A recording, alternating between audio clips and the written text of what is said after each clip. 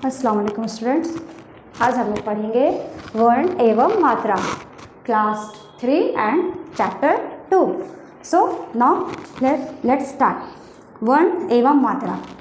वर्ण किसे कहते हैं? वर्ण भाषा की सबसे छोटी इकाई है जिसके टुकड़े नहीं किए जा सकते। और मात्रा किसे कहते हैं? जब हम लोग व्यंजन के साथ स्वर को मिलाते हैं तो जो उसका चिन्ह होता है उसको हम लोग मात्रा कहते हैं। चलो आगे बढ़ते हैं।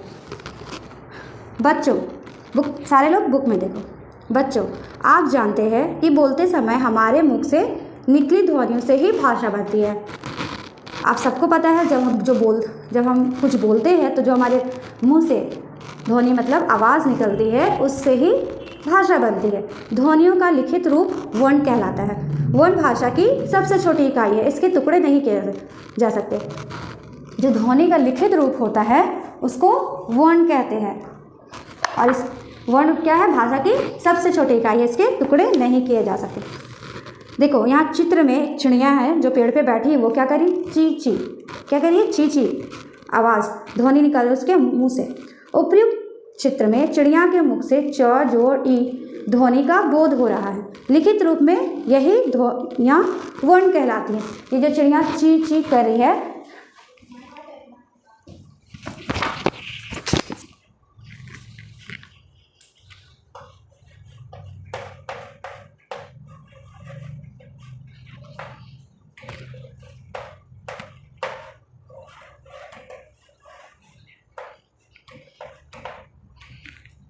ची ची, ये जो है जो चिड़िया अपने मुंह से ची ची की आवाज़ निकाल रही है तो जो उसकी आवाज़ को जो उसकी ध्वनि है उसको जो लिखित रूप लिखने का जो रूप होता है उसको हम लोग वर्ण कहते हैं। ओके, वर्ण की परिभाषा, यहाँ वर्ण की परिभाषा दी हुई है। भाषा की सबसे छोटी इकाई, अभी जैसा कि मैंने बताया ये भाषा की सबसे छोटी इकाई है, इसके टुकड़े नहीं किए जा सकते, उन्हें हम लोग वर्ण या अक्षर कहते हैं। हिंदी भाषा में वर्ण दो तरह के होते हैं।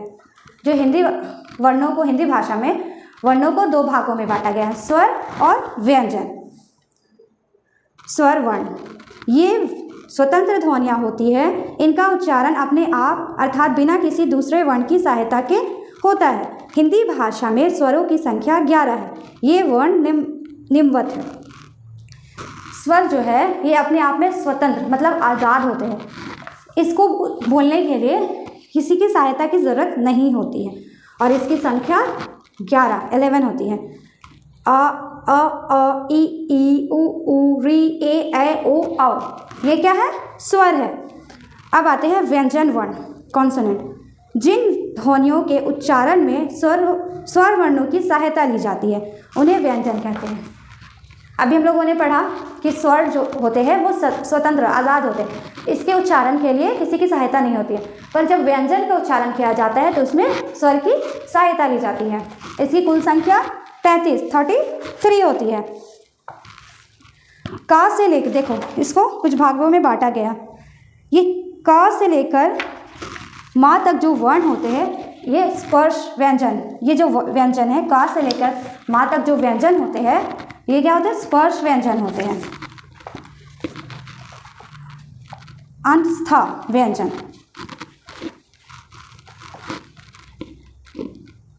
य र ल व, ये क्या? अंतस्था व्यंजन। इनके उच्चारण में जीभ जबान का जो अगला भाग होता है वो मसूड़ों को टच करता है और इससे हवा निकलती है। ठीक है, जैसे य र ल व।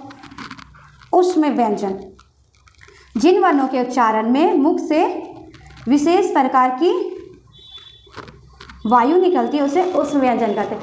और इसके उच्चारण में ये जो है ऊष्म व्यंजन के उच्चारण में थोड़ी प्रबलता मतलब जोर लगता है, जैसे श स ह। इसके अतिरिक्त अब आते हैं हम लोग संयुक्त व्यंजन। दो व्यंजनों के योग से बने व्यंजन संयुक्त व्यंजन कहलाते हैं। व्यंजनों की कुल संख्या 4 है। ये व्यंजन छ, त्र, ज्ञ और श्र है। ये जो व्यंजन है छ, त्र, श्र, ये जो व्यंजन है ये दो व्यंजनों से मिलकर बनते हैं। जैसा कि बुक में दिया गया है। क और श से मिलकर छ बने हैं, ज और यहाँ से मिलकर क्या बने हैं। ये दो व्यंजन से मिलकर बनते हैं, इसलिए इसको हम लोग संयुक्त व्यंजन कहते हैं। उच्छिप्त व्यंजन, हिंदी भाषा में ड़ और ड़ वर्णों को उच्छिप्त व्यंजन कहते हैं। इन्हें भी वर्णमाला में शामिल किया गया है। ये जो व्यंजन है इसको हम लोग उच्छिप्त व्यंजन कहते हैं। पर ये जो व्यंजन होते हैं इसका उपयोग जब हम लोग कुछ शब्द बनाते हैं तो इसका उपयोग स्टार्टिंग में नहीं होता है। जैसे देखो, सीढ़ी, साड़ी, कीड़ा, ये जो ड़ है ये व्यंजन के प्रारंभ में, मतलब स्टार्टिंग में इसका यूज़ नहीं होता है। अंग और अह विसर्ग अयोग्यवा, अंग और आह विसर्ग अयोग्यवा कहलाते हैं। ये ना तो स्वर होते और ना ही व्यंजन, इन्हें स्वर के ठीक बाद में प्रयोग किया जाता है। ये जो है अंग और आह, ये ना तो स्वर होते और ना ही व्यंजन, ये व्यंजन के बाद में लगते हैं, जैसे कि बुक में दिया गया है। ये व्यंजन के बाद में लगते हैं। अनुनासिका या चंद्रबिंदु, अनुनासिका वर्ण है, इसे चंद्रबिंदु भी कहते हैं। इसका चिन्ह है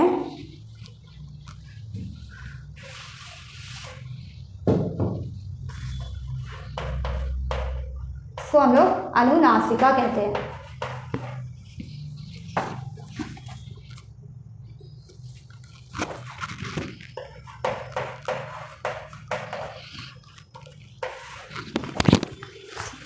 अनुनासिक वर्ण कहते हैं, इसको चंद्रबिंदु भी कहा जाता है। इसका प्रयोग वहाँ किया जाता है जहाँ उच्चारण अनुनासिक का होता है तथा शिरोरेखा के ऊपर कोई मात्रा नहीं होती है। जैसे उच्चारण अनुनासिक का होता है, आँख, चांद, गांव, ऊँट, लाइक दिस। मात्राएं, शब्द बनाते समय व्यंजन के साथ स्वरों का जो सूक्ष्म रूप मतलब चिन्ह मिलाया जाता है उसे मात्रा कहते हैं। जब हम लोग शब्द बनाते हैं तो व्यंजन के साथ जो व्यंजन को जोड़ने के लिए स्वरों का जो सूक्ष्म रूप मतलब जो चिन्ह होता है उसको हम लोग मात्रा कहते हैं। जैसे देखो, नीचे तालिका में स्वरों के चिन्ह, मात्राओं एवं उनसे बने शब्दों को ध्यानपूर्वक देखिए और समझिए।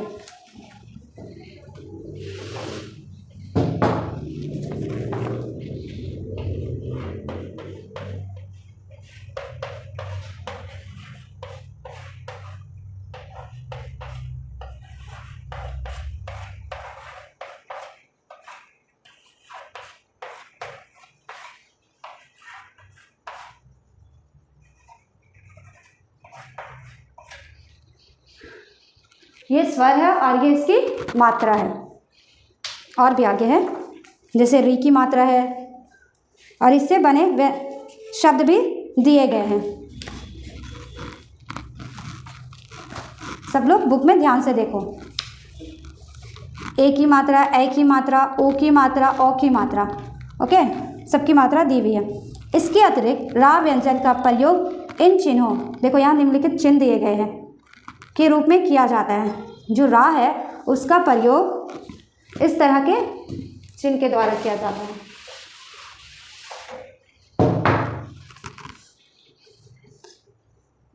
रा व्यंजन के साथ ऊ और ऊ की मात्रा लिखते समय इनका रूप इस प्रकार परिवर्तित हो जाता है। जैसे कि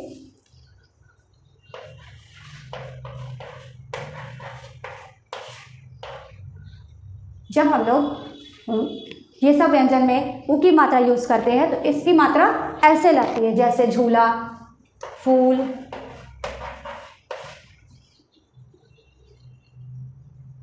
लेकिन जब हम लोग रा में ऊ की मात्रा का यूज़ करते हैं तो इसका जो रूप होता है वो बदल जाता है।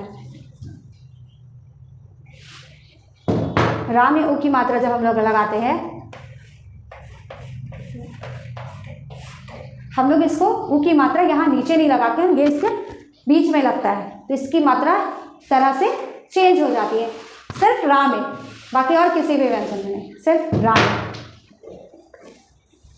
ऊ और ऊ की मात्रा, जैसे देखो यहाँ बुक में दिया हुआ है, रुपया, रुचि, रूठना, रुमाल। अब यहाँ दिया है विशेष में कुछ मेन पॉइंट्स दिए हुए हैं। आ स्वर की ध्वनि सभी व्यंजनों में मिली रहती। आ का अपना कोई मात्रा चिन्ह नहीं था। ये अ ये खुद में इसकी जो मात्रा होती है ये सभी व्यंजन में मिली होती है, इसकी कोई मात्रा चिन्ह नहीं होती है।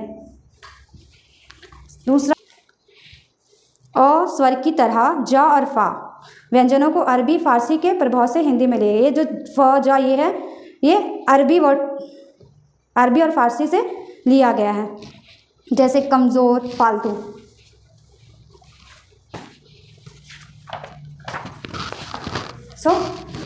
चैप्टर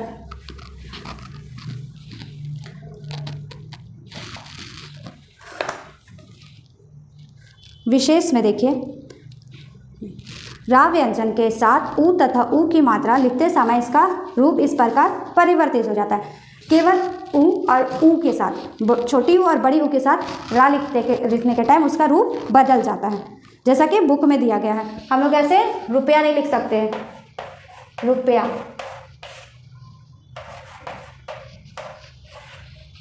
ना, ऐसे नहीं लिखते हैं, ठीक है। जब हम लोग बड़ी ऊ का यूज़ करते हैं तो हम लोग रा के बीच में ऐसे लगाते हैं मात्रा, रुपया, रूठना, like this, okay. So I hope आप लोगों को चैप्टर समझ में आया होगा।